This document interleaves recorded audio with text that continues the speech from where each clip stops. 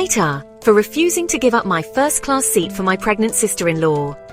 A few weeks ago, my husband, 35 male, and I, 32 female, planned a vacation to Europe. We booked everything months in advance, including first-class seats for the 10-hour flight.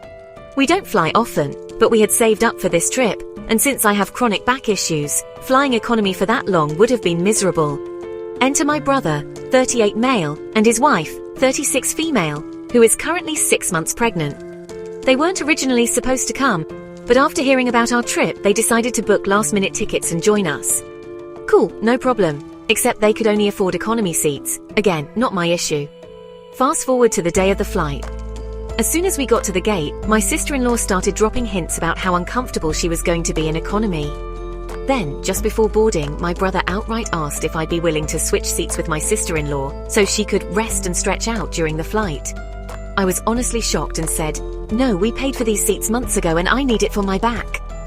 My sister-in-law looked upset and started saying she was going to be so cramped and that it wasn't fair since I wasn't pregnant. My brother then said, "Come on, it's just basic human decency." At this point, my husband stepped in and said, "If she's uncomfortable, you should have booked her a better seat. That's not our problem." We boarded while my brother and sister-in-law glared at us, and they barely spoke to us the entire trip. When we landed, I got a text from my mum saying I was selfish for not giving up my seat and that I should have prioritized family over comfort. She said I should have just sat with my husband in economy since he was already there. He prefers economy because he sleeps easily on flights. I told her if it was that important, she could reimburse me for my ticket. Cue radio silence. Now my brother and sister-in-law are still annoyed, and my mom is making passive-aggressive comments about how I don't care about family. AITA for keeping the seat I paid for instead of giving it to my pregnant sister-in-law.